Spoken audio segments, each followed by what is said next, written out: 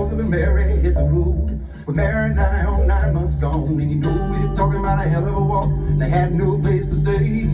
They tried the inns and the hotels. The message was plain as day. You get no refuge, no respite, and no sanctuary here.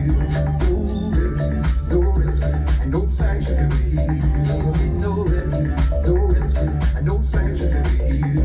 No refuge, no respite, and no sanctuary here.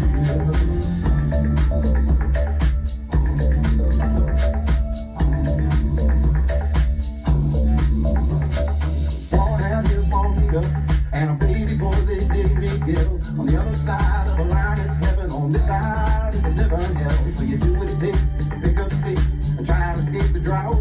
But when you get to the border, they I got the well and wagon now. You get no refuge, no respite, and no sanctuary here. No refuge, no respite, and no sanctuary here.